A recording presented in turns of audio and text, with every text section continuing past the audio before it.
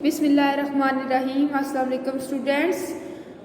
आज का जो हमारा लेक्चर है वो है how micro organisms enter the body. How mean कैसे, माइक्रो ऑर्गेनिज्म छोटे जानदार, एंटर मीन दाखिल होना, बॉडी मीन जिस्म के अंदर, कि किस तरह से छोटे जानदार हमारे जिस्म में दाखिल होते हैं। ठीक है, आज हम वो देखेंगे। तो lecture number 7, how microorganism enter the body, के छोटे जानदार हमारे जिस्म में कैसे दाखिल होते हैं, आज हम वो पढ़ेंगे। ठीक है, तो जो माइक्रो ऑर्गेनिज्म है ये क्या होते हैं? छोटे जानदार। ये हमें आम आंख से नज़र नहीं आ सकते। ठीक है, और इनको देखने के लिए हम किस चीज़ का यूज़ करते हैं? माइक्रोस्कोप का यूज़ करते हैं। ठीक है, अब देखते हैं कि ये छोटे जानदार, ये माइक्रो ऑर्गेनिज्म कहाँ मौजूद होते हैं, इनका हैबिटेट क्या है, इनका मस्कन क्या है। ठीक है, ये इनकी रिहाइश क्या है, मस्कन। हैबिटेट मीन मस्कन, तो ये कहाँ रहते हैं। तो देखें कि जो माइक्रो ऑर्गेनिज्म होते हैं वो ऑल ओवर द वर्ल्ड, पूरी दुनिया में पाए जाते हैं और ये हर जगह मौजूद होते हैं। ठीक है, एयर हवा में, वाटर पानी में, सॉइल मट्टी में, एंड एवरी सरफेस, और हर सतह पर माइक्रो ऑर्गेनिजम्स मौजूद होते हैं। ठीक है, क्योंकि ये बहुत छोटे होते हैं इसलिए हमें नज़र नहीं आते, लेकिन ये हर जगह मौजूद होते हैं। अब देखें इंटरेस्ट कि माइक्रो ऑर्गेनिज्म हमारे जिस्म में, जो हमारा टॉपिक है कि हमारे जिस्म में ये दाखिल कैसे होते हैं। ठीक है, तो माइक्रो ऑर्गेनिज्म हमारे जिस्म में जी दाखिल होते हैं कैसे, वो आज हम पढ़ेंगे। ठीक है, तो माइक्रो ऑर्गेनिज्म इंटरेस्ट में देखिए थ्रू नोज एंड माउथ, या नाक के ज़रिए या मुंह के ज़रिए। जब हम लोग सांस लेते हैं, ठीक है, तो नाक के ज़रिए से ही लेते हैं। ठीक है, जब हम लोग सांस लेते हैं, ठीक है, तो ये माइक्रो ऑर्गेनिज्म हवा में मौजूद होते हैं। ठीक है, तो ये हवा के ज़रिए से क्या हो जाते हैं, हमारे नाक में दाखिल हो जाते हैं और इस तरह हमारी बॉडी के अंदर दाखिल हो जाती है। और जब हम लोग माउथ के ज़रिए क्या करते हैं, खाना खाते हैं। ठीक है, जब हम लोग माउथ के ज़रिए क्या करते हैं, खाना खाते हैं। जब हम लोग खाना खाते हैं तो ये जरासीम हमारे खाने में होते हैं कि कई दफ़ा हम ऐसी खुराक खाते हैं जो सही तरह से ढकी भी नहीं होती। ठीक है, उसमें जर्म्स ऐड हो जाते हैं क्योंकि वो हमें नज़र नहीं आ रहे होते।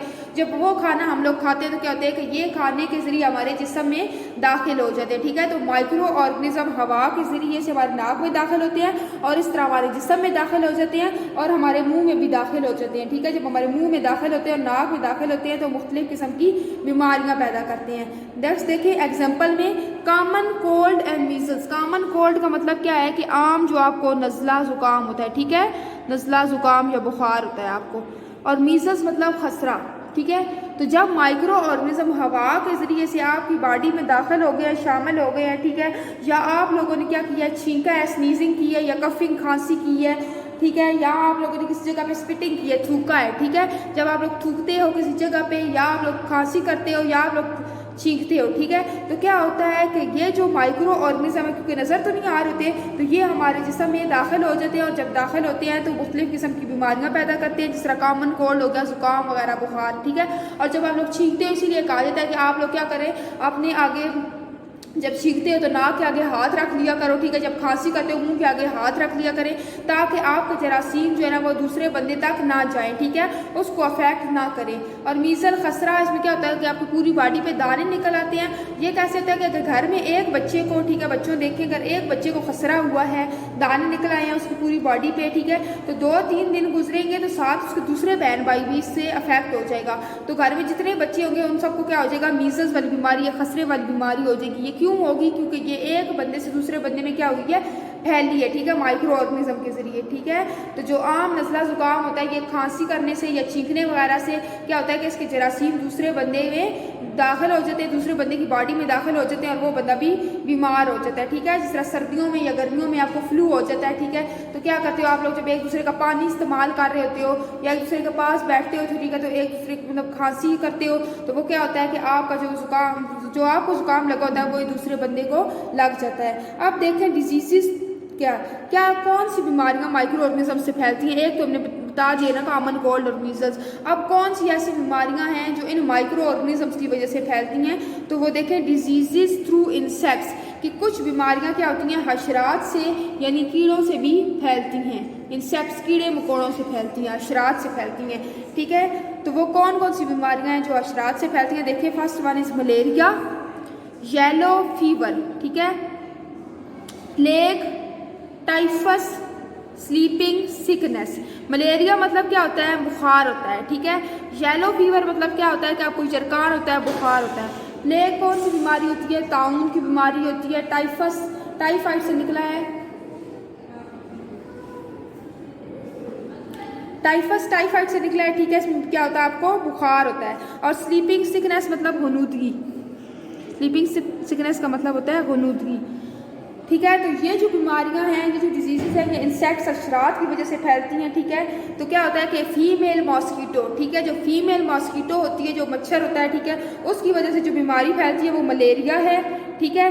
येलो फीवर, प्लेग, ताउन की बीमारी, ये भी है कीड़े मकोड़ों की वजह से होती है, जिस तरह ये चूहों की काटने की वजह से हुई थी, ठीक है। और टाइफस टाइफाइड से निकला है। इसमें क्या होता है कि आपको बुखार होता है और आपका पूरा जिस्म क्या हो जाता है? रेड हो जाता है, ठीक है। चेहरा सुर्ख हो जाता है, पूरा जिस्म सुर्ख हो जाता है। ये टाइफस टाइफाइड से निकली है। और स्लीपिंग सिकनेस मतलब हर वक्त आपको गनूदगी आपको छाई रहती है, ठीक है। हर वक्त आपका दिल करता है कि आप लोग सोए रहें, ठीक है। तो ये ऐसे इंसेक्ट्स होते हैं, ऐसे माइक्रो ऑर्गेनिज्म होते हैं जो आपको नज़र तो नहीं आ रहे होते, लेकिन ये क्या करते हैं? ये माइक्रो ऑर्गेनिज्म आपकी स्किन में एंटर हो जाते हैं, ठीक है। जब स्किन के ज़रिए से आपकी बॉडी में एंटर होते हैं और ये डिफरेंट डिजीजेस काज करते हैं। जैसे क्या होता है कि आप लोगों को जिस तरह ये मलेरिया बीमारी है या ये डेंगू वायरस जो है, ठीक है, ये क्या होता है? ये कैसे फैलता है कि आप लोगों के जिस्म के ज़रिए से ये आपको क्या करता है कि आपको कट लगाता है जिस्म पे, ठीक है। तो क्या होता है कि ये वहाँ से क्या करता है? आप लोगों का खून चूस लेता है, सक कर लेता है। जब आपका खून सक कर लेता है, चूस लेता है, और जो जरासीम होते हैं ना, वो आपकी बॉडी में ये डालता है, शामिल करता है। उन जरासीम की वजह से फिर क्या होती हैं? ये बीमारियाँ पैदा होती हैं। नेक्स्ट देखें, डिजीजेस थ्रू वर्म्स। वर्म्स भी होते हैं कीड़े हशरात, लेकिन इंसेक्ट्स और वर्म्स में डिफरेंस है। इंसेक्ट्स हशरात होते हैं, ठीक है, जो क्या होते हैं? उड़ने वाले होते हैं, ठीक है, ऐसे कीड़े जो उड़ सकते हैं। और वर्म्स रेंगने वाले कीड़े, ऐसे कीड़े जो रेंग सकते हैं, ठीक है। तो वर्म्स क्या हैं? रेंगने वाले कीड़े। और इंसेक्ट्स क्या हैं? उड़ने वाले कीड़े। ऐसी बीमारियां जो अब वर्म्स की वजह से पैदा होती हैं वो देखते हैं कौन सी हैं। कि आप लोग बच्चों साइल में मट्टी में खेलते हो तो आप लोगों ने देखा है कि कुछ माइक्रो ऑर्गेनिज्म होते हैं वो मट्टी में भी होते हैं, ठीक है। जो जब आप मट्टी में खेलते हैं, ये माइक्रो ऑर्गेनिज्म क्या होते हैं कि उस मट्टी के जरिए से आपकी बॉडी में एंटर हो जाते हैं। जब आपकी बॉडी में दाखिल होते हैं तो वहाँ पर क्या करते हैं? डिफरेंट डिजीजेस पैदा करते हैं। और इन वर्म्स की वजह से जो डिजीजेस पैदा होती हैं वो कौन सी होती हैं? जिस तरह स्किन इन्फेक्शन, ठीक है, आपकी स्किन खराब हो जाती है वर्म्स की वजह से, ठीक है, या आपकी स्किन को अफेक्ट करते हैं। एग्जांपल देखिए इसकी, हुकवाम।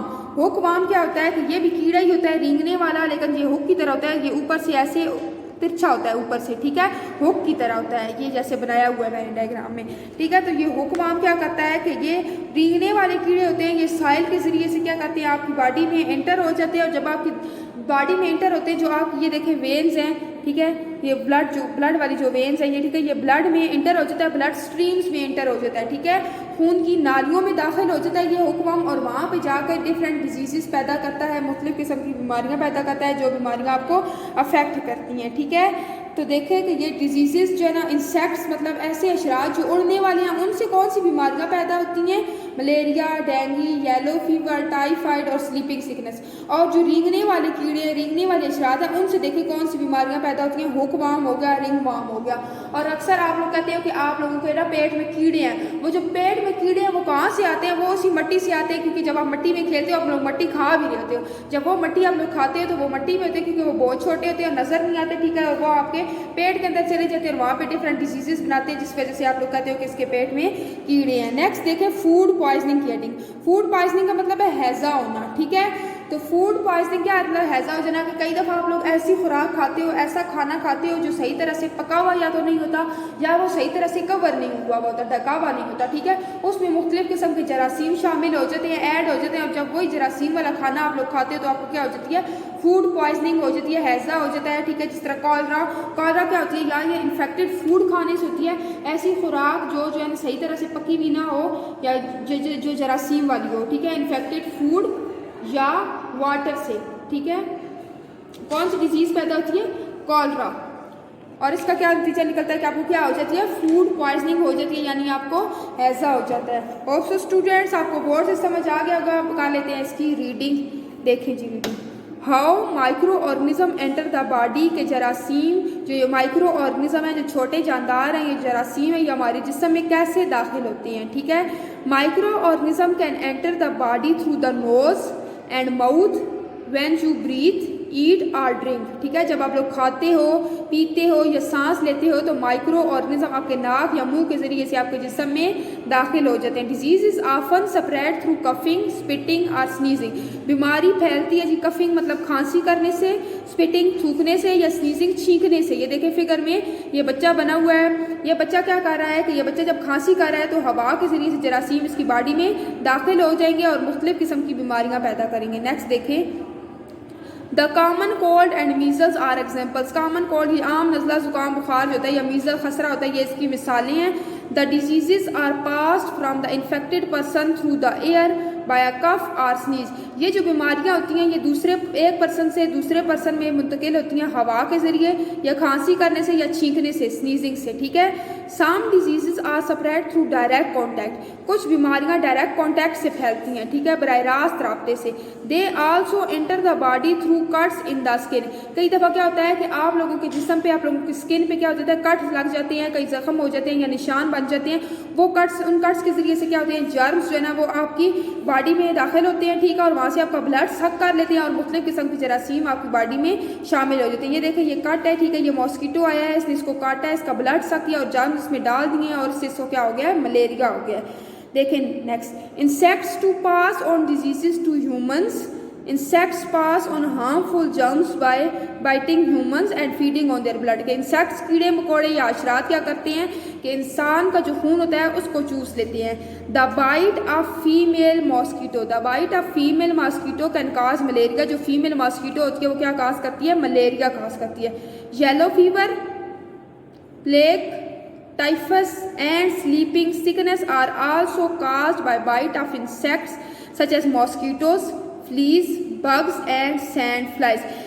ये जो येलो फीवर है, जो परजरकार होता है, प्लेग जो ताउन की बीमारी है, टाइफस जो टाइफाइड होता है, स्लीपिंग सिकनेस जो हुनूदगी आपको हर वक्त आप पे आई रहती है, छाई रहती है, ये कैसे होती हैं, ये इंसेक्ट्स के काटने की वजह से होती हैं। जिस तरह मॉस्किटो मच्छर हो गया, फ्लीज पिस्सू हो गए, बग्स खटमल हो गए और सैंड फ्लाई को कहते हैं, ये भी मक्खियाँ होती हैं लेकिन ये आम मक्खियों से थोड़ी बड़ी होती हैं, ठीक है।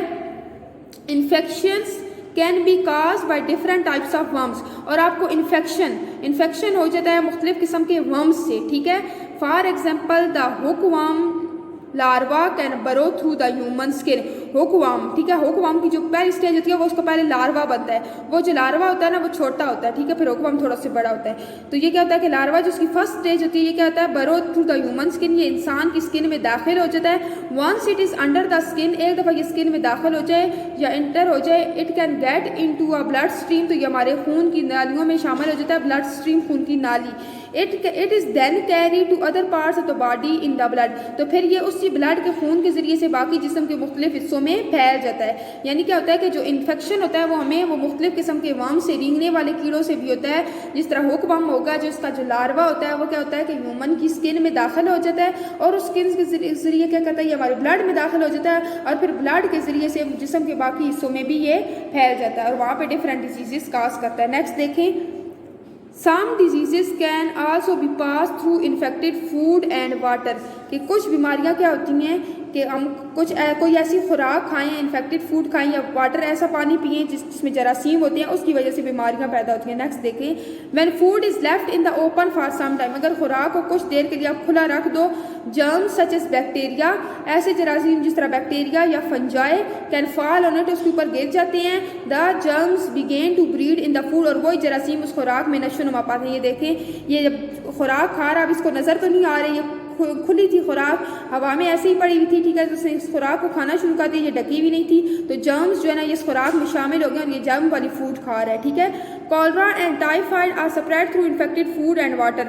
कॉलरा क्या होती है, ये भी एक डिजीज़ है, ठीक है, जो वाटर, इन्फेक्टेड वाटर जो आप यूज़ करते हैं उसके जरिए स्प्रेड होती है। अब ये ऐसा पानी पी रहा है जो कि जरासीम वाला है, ठीक है, अब इसको नज़र तो नहीं आ रहे, ठीक है, ये जरासीम वाला पानी पी रहा है, ठीक है, तो अब इसके अंदर जो बीमारियाँ पैदा होंगी वो क्या हो जाएंगी, कॉलरा हो जाएगी और टाइफाइड वाली बीमारियाँ इसके अंदर पैदा होंगी, ठीक है। इसीलिए कहा जाता है कि आप लोग क्या किया करें, बॉयल वाटर यानी उबला हुआ पानी इस्तेमाल किया करें। नेक्स्ट देखें, फूड पॉइजनिंग की हेडिंग। फूड पॉइजनिंग मतलब हैज़ा is caused by bacteria, bacteria की वजह से होता है from foods that are not stored, prepared और कुक प्रॉपरली। ऐसी खुराक जो सही तरह से पकी हुई ना हो या सही तरह से ढकी हुई ना हो, उसकी वजह से जो बीमारियां होती हैं उसको क्या कहते हैं, फूड पॉइजनिंग हैज़ा कहते हैं। होप सो स्टूडेंट्स आपको लेक्चर समझ आ गया होगा। अल्लाह हाफिज़।